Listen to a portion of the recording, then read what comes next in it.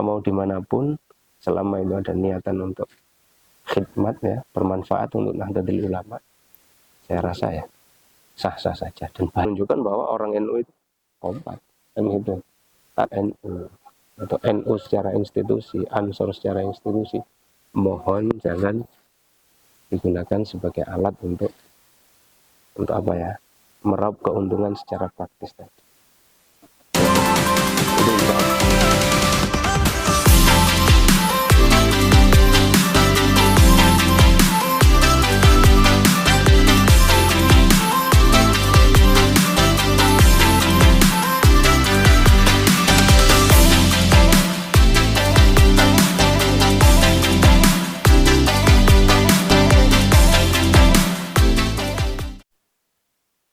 Assalamualaikum warahmatullahi wabarakatuh. Waalaikumsalam warahmatullahi wabarakatuh. Ketemu lagi dengan saya Fikri, host dari podcast Rosna Institute.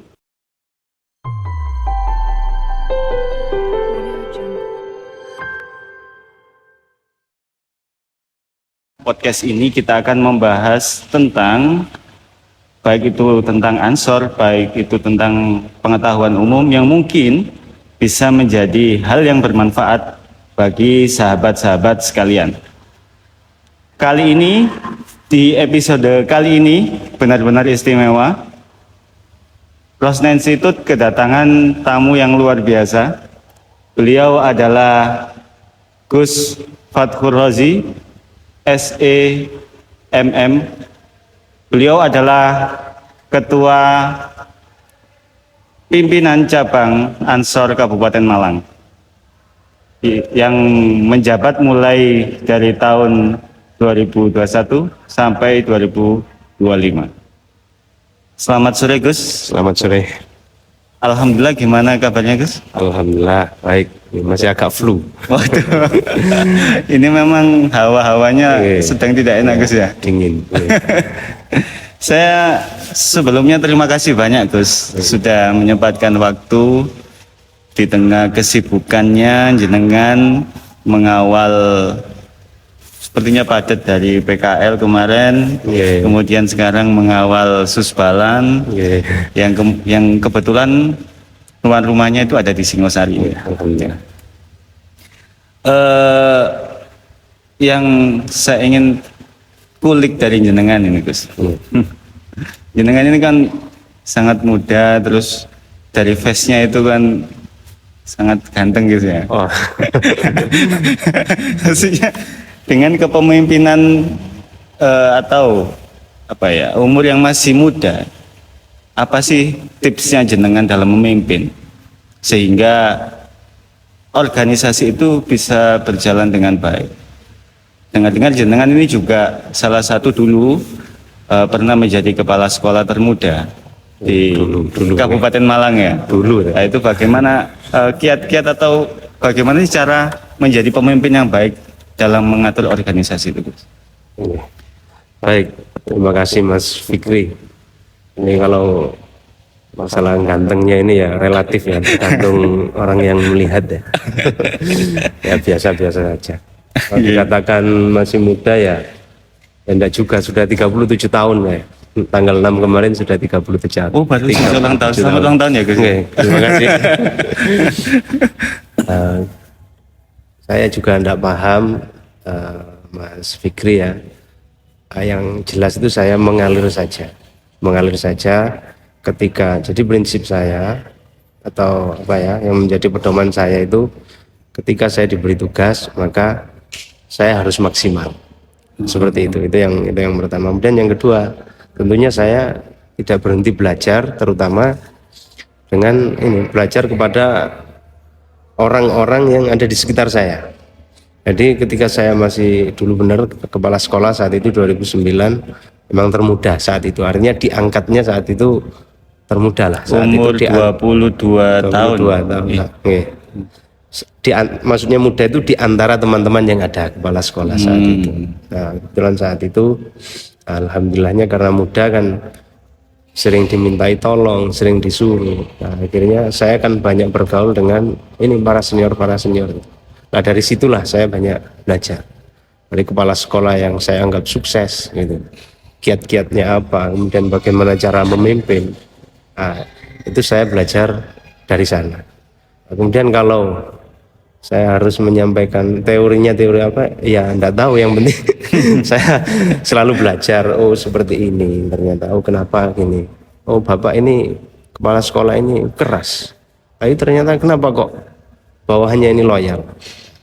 Nah, salah satunya adalah yang saya tangkap, yang saya ikhtiar pertahankan sampai saat ini beliau ini mampu memberi uswah, memberi contoh kepada bawahan-bawahannya, sehingga enggak cuma sekedar memerintahkan, tidak sekedar hanya mengarahkan, tapi dia turun langsung. Walaupun entah itu bidangnya bisa atau tidak, ini turun langsung dan mendampingi seperti itu. Jadi dia berada di lokasi, ya. Dia selalu mengupdate, menanyakan bagaimana perkembangan. Ketika memberikan tugas ini selalu ditanya. Nah, itu ternyata bawahannya ini merasa nyaman seperti itu. Padahal beliau ini keras, kalau ngomong kadang kasar. Tapi ternyata ya sukses kepemimpinannya. Ada yang seperti itu. Jadi saya belajar diantaranya dari beliau-beliau ini. Itu Mas kira-kira ya. Jadi untuk kepemimpinan saya di Ansor, saya tidak tahu seperti apa. Yang lebih tahu tentunya ini adalah orang-orang dari luar. Orang-orang dari luar. Kayak apa saya juga tidak paham, tapi yang jelas saya tetap berprinsip untuk ketika diberi amanah saya ya ikhtiar untuk maksimal. Seperti itu. Kalau itu saja kira-kira. Ya. Kalau dari kepemimpinan Ansor itu tadi ya, jenengan sebutkan. Jenengan itu kan sepertinya sangat memberikan uswah yang apa ya di anggotanya jenengan itu selalu mempercayakan di tingkat level itu, selalu mempercayakan jenengan sebagai ketua. Dibuktikan dengan apa? Jenengan menjadi ketua PAC itu selama 2 periode. Kemudian setelah itu langsung menjadi ketua PJ. Tanpa sebelumnya ngapunten belum jadi pengurus PJ, Gus? Atau belum pernah. Nah, itu langsung menjadi ketua PJ. Itu kan berarti ada sesuatu yang kayaknya bohong kayaknya kalau jenengan nggak tahu sebenarnya mengalir. Mungkin ada apanya gitu loh, Gus, yang membuat orang-orang itu jatuh hati untuk memilih atau mengangkat jenengan itu. Ya, ini paham, maaf ya. Ini saya kisah dari sini. Ya, kalau saya menilai saya ini kan nggak bisa Mas, gitu ya. Artinya saya seperti apa itu nggak bisa. Ya mungkin mereka salah satu saja yang alasan kenapa saat itu teman-teman ini ngeyel saya untuk maju saat itu. Kalau saya lepas dari ketua PAC 2 periode, ya saya akan tetap di Nahdlatul Ulama. Saya akan bantu di MWC lah. Yang jelas saya akan khidmat di Nahdlatul Ulama. Oh, awalnya seperti itu. Angan-angannya seperti itu. Ya. Terus ya aktif di pondok, ya sebagainya anak-anak itu. Dan ya karena saya kepala sekolah ya menjalankan tugas sebagai kepala sekolah. Tapi saya tetap akan meluangkan waktu pada NU, karena 2 periode menjadi pengurus Ansor ini benar-benar telah menjadikan benar-benar nggak bisa lepas dari NU hati saya. Nah, dari situ kebetulan saja saat itu tahun 2020 teman-teman ini, karena ketua saya yang di SMA swasta Kabupaten Malang ini sudah purna, teman-teman ini mempercayakan saya untuk menjadi ketuanya, menggantikan ketua. Saat pilihan saat itu saya menjadi ketua. Nah, pandangan dari beberapa teman Ansor ya, Ansor menganggap saya ini mampu, kata mereka. Karena kata mereka juga sudah memimpin organisasi selevel kabupaten, ya SMA swasta tadi. Iya, SMA swasta. Kepala SMA swasta itu kabupaten mana? Ada paguyubannya namanya MKKS itu. MKKS. Dan saya dipercaya jadi ketuanya. Tahun 2020 ya. Nah, dari situ katanya teman-teman, Gus punya pengalaman nih memimpin organisasi sekelas kabupaten. Yang dipimpin kepala sekolah lagi. Tidak main-main itu ya. Katanya teman-teman gitulah. Terus apa nyambungnya ini apa teman-teman ini gitu. Bahkan saya sempat itu kan ya sempat ragu teman-teman ini. dukung tenan atau tidak, dukung betulan atau tidak. Bahkan saya jawab, ojo guyon ya, jangan bercanda. Nanti saya maju betulan nggak kok dukung gitu. Oh sudah Gus, tenang, saya yang akan akan komunikasi dengan teman-teman PAC seperti dan seterusnya saat itu. Karena ya kalau memang dikehendaki dan kebetulan saat itu saya izin ke guru saya diizinkan ya. Ya Bismillah saat itu, dan alhamdulillah ternyata betul teman-teman memilih saya, mempercayakan kepada saya. Gitu aja. Gitu ya. Kalau yang lain-lain enggak tahu saya. Kayak ada pesonanya sendiri gitu kan. Saya awal-awal lihat jenengan terus ketua keren lah gitulah. Dan tentunya ya dukungan istri itu juga penting juga. Ya saya amit istri juga. Saya konsekuensinya kalau saya jadi ketua Ansor, saya nanti harus gini, sering kesana. Alhamdulillah istri dukung. Jawabannya istri itu sederhana, siap, artinya mengizinkan saya untuk berkegiatan apa saja, apalagi kegiatan sosial keagamaan seperti ini. Tapi ini harus serius, kudu tenang. Itu pesannya istri. Sekiranya ini sudah tidak mampu, waktu nggak nutut, tenaga nggak nutut, pikiran nggak nutut, walaupun belum selesai kepengurusan, lebih baik mundur, sampaikan apa adanya. Jangan kemudian mengorbankan organisasi karena ketidakaktifan saya. Nah, jadi dari situ kan ya mikir juga saya. Bagi anggota Ansor terutama kan di rumahnya masing-masing kan sebagai kepala rumah tangga, betul. Dan dukungan istri itu sangat penting, sangat penting sekali. Bisa jadi kalau tidak ada dukungan istri yang membackup, waduh, itu bisa bahaya itu. Alhamdulillah istri dukung. Apalagi saya yang tidak tahu Mas, ini kan masalah hati saja, masalah perasaan hati saja. Ini ketika ada kegiatan Ansor, saya ikhtiar selama saya tidak benturan dengan kegiatan yang memang nggak bisa ditinggal dan saya dalam keadaan sehat, saya ikhtiar untuk datang. Saya itu merasa bersalah sekali ketika PAC berkegiatan seperti di Klatsar dan seterusnya. Kemudian saya sengaja nggak datang karena alasan yang dibuat-buat ini.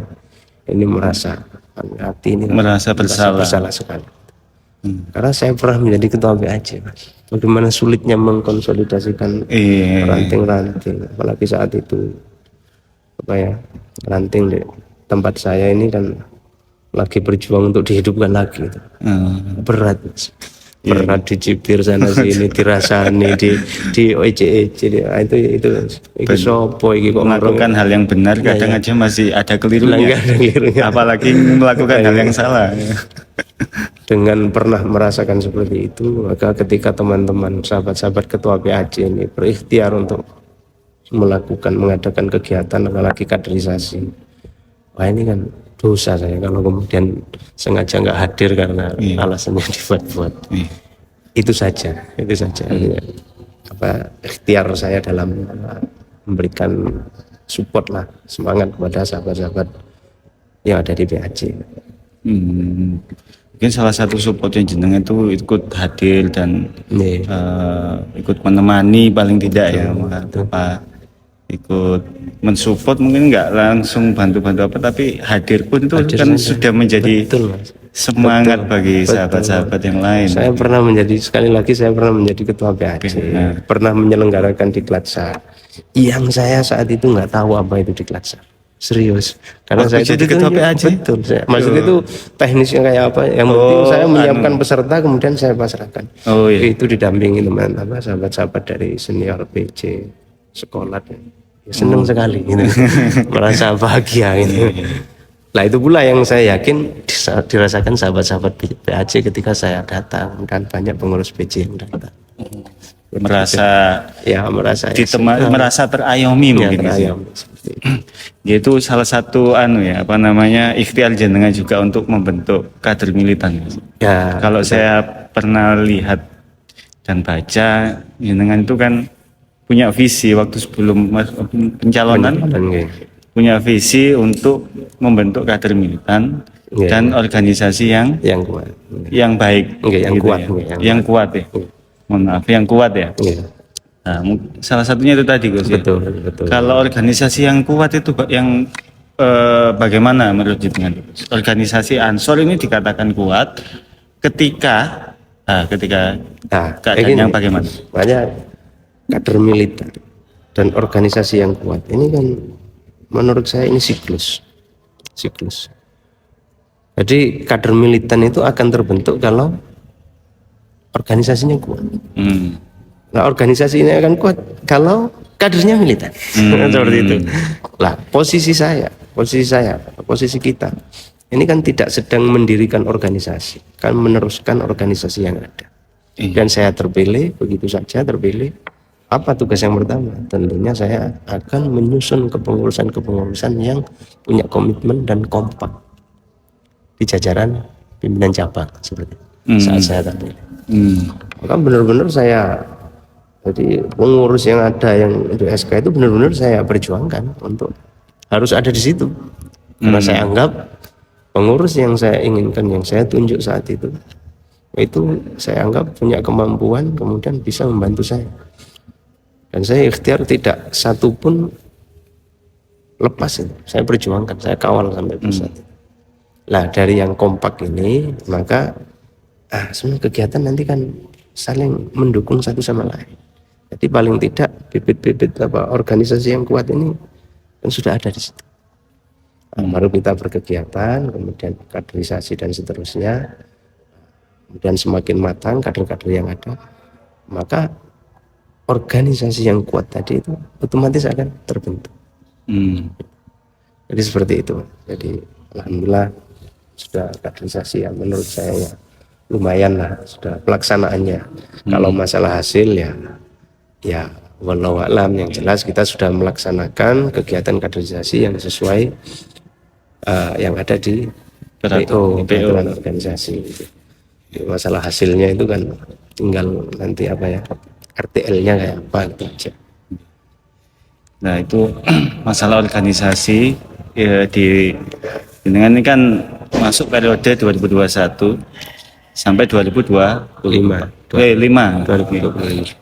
Di tengah-tengahnya itu kan ada ini Gus, tahun politik ya Gus. Tahun politik 2024. Nah, enggak. Kita melihat banyak kader-kader kita yang masuk dan menjadi konsisten dalam pemilihan atau pemilu. Pilek lah. Nah, itu kan ada entah apa ada ancaman antara satu kader dengan yang lain karena beda partai atau bagaimana. Nah, itu cara pengurus atau cara jenengan sebagai ketua untuk ini dulu lah bagaimana pandangan jenengan tentang kontestasi menurut Ansor. Gini ya, ini kita dalam Rakercap 2 itu sudah kita bahas detail masalah itu. Kalau tidak salah saat itu ada 6 rekomendasi. Jadi di antaranya poin-poinnya itu seperti ini, bahwa Ansor Kabupaten Malang ini membebaskan kader-kader pengurus atau anggota untuk pandangan politik atau untuk terlibat dalam politik. Ini pilihannya ini kita bebaskan, mau di mana saja boleh, selama kalau itu partai adalah partai yang diridhoi oleh Nahdlatul Ulama. Itu kesepakatan kita tidak membatasi, kita boleh di mana saja. Dan yang kedua, kita bersepakat bahwa dalam agenda politik atau kegiatan politik, kader Ansor, entah itu pengurus atau anggota, dalam kegiatan politik ini kita sepakat untuk tidak menggunakan Ansor secara organisasi atau secara institusi, ini digunakan untuk sebagai alat untuk kepentingan politik tadi. Institusinya tidak boleh dimanfaatkan. Tidak boleh dimanfaatkan. Forum-forum ngomong ini susbalan menyampaikan kampanye atau mengarahkan memilih ke salah satu. Kita sepakat tidak boleh. Tapi kalau personalnya boleh, bahkan kita anjurkan. Enggak baik juga sebagai warga negara ada kegiatan politik kemudian diam. Enggak boleh. Saya enggak sepakat. Saya enggak senang ketika ada kader, ketika ada momen politik diam.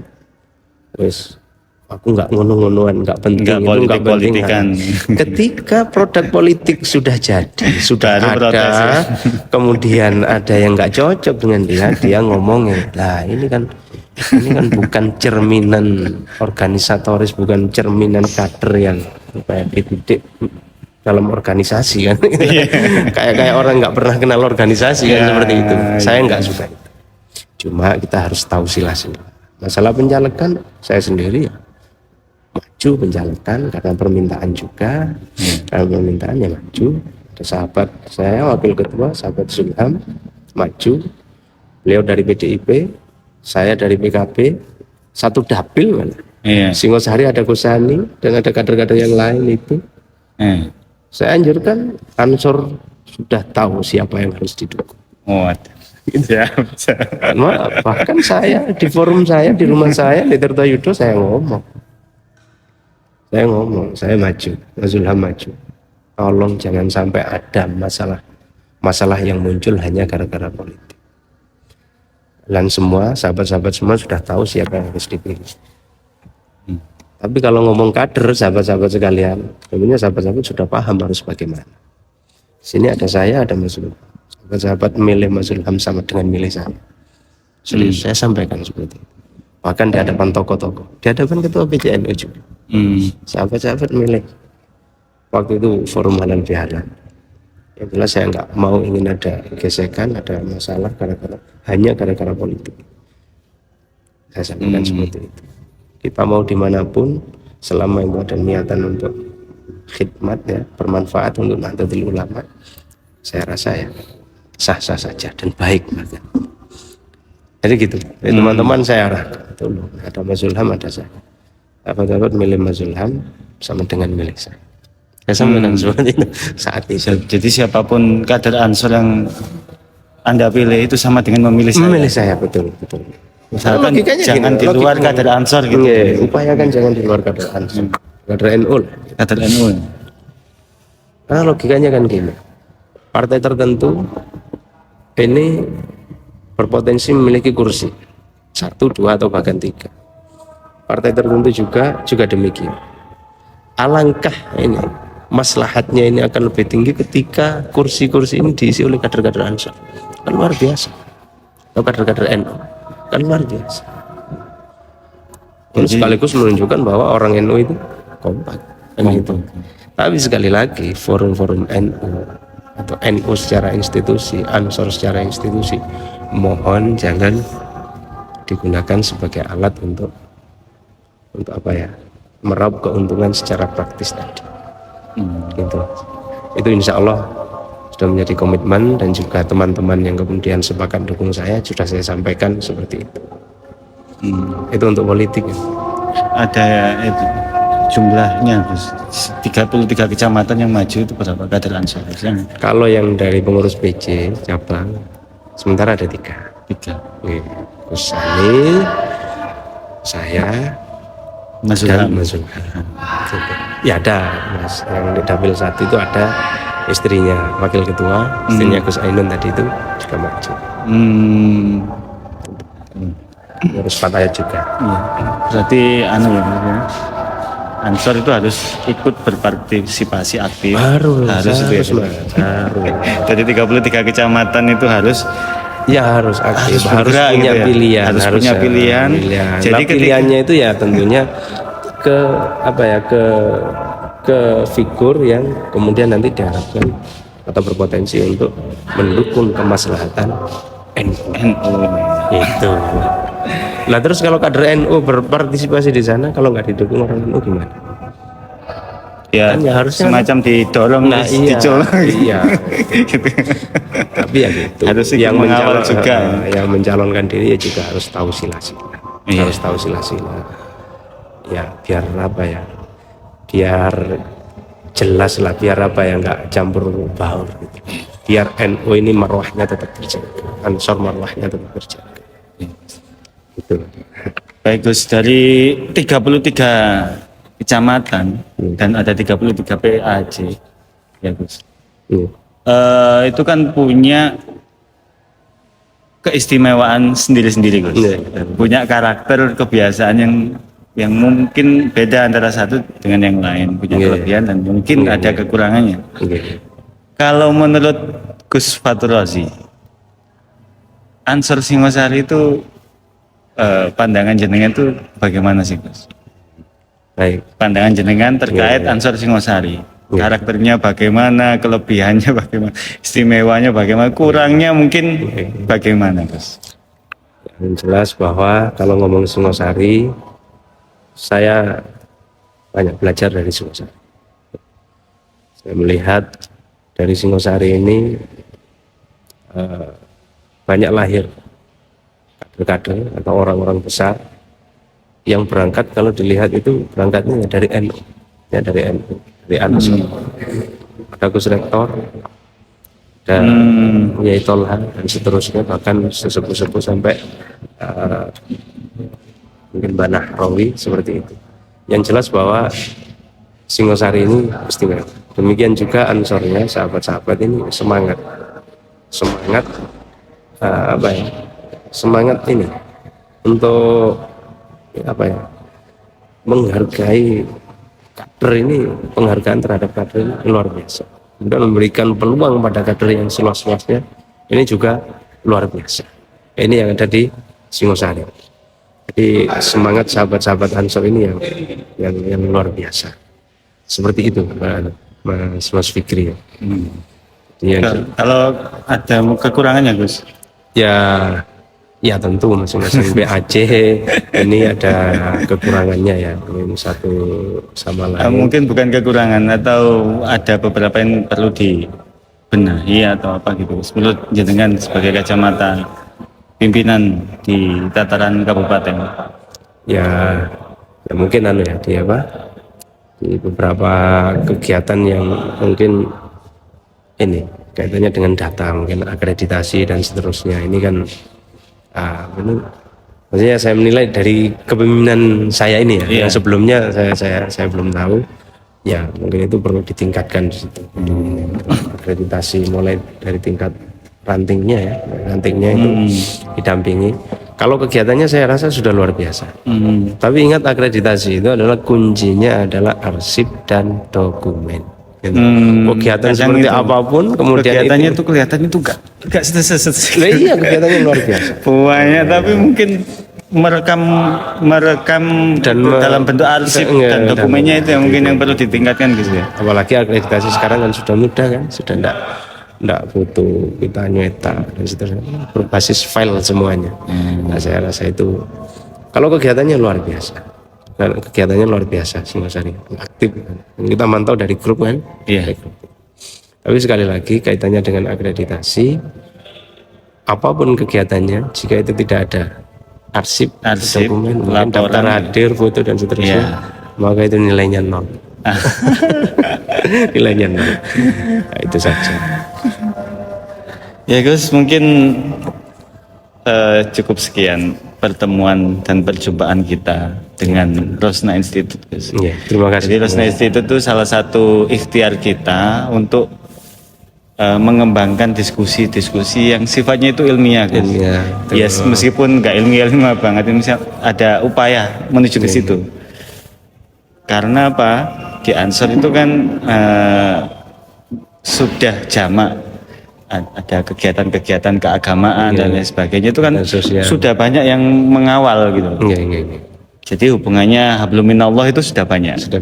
Jadi Rosna Institute itu hablum minannasnya.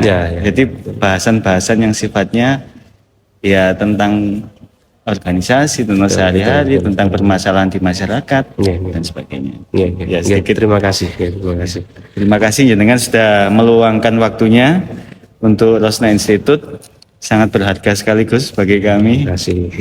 Juga mohon maaf barangkali pada sahabat-sahabat Singosari di kepemimpinan saya atau mungkin dari pengurus ini, yang hal-hal yang barangkali sikap atau kebijakan yang kemudian ini kurang pas menurut sahabat-sahabat yang ada di sebelah saya. Jadi kami mohon maaf yang sebesar-besarnya. Tetap kita harus kompak dalam berkhidmat, kita harus kompak satu komando dalam berkhidmat di Nahdlatul Ulama melalui Ansor. Ansor. Saya juga berharap ke depan ini sahabat Fikri ya. Ya. Saya ingin nanti ke depan itu di akhir kepengurusan saya ingin mewariskan kader-kader yang siap ya, yang siap untuk meneruskan kepengurusan, sekaligus saya ingin mewariskan sistem yang mudah ya, yang mudah untuk diteruskan oleh sahabat-sahabat yang sudah siap tadi.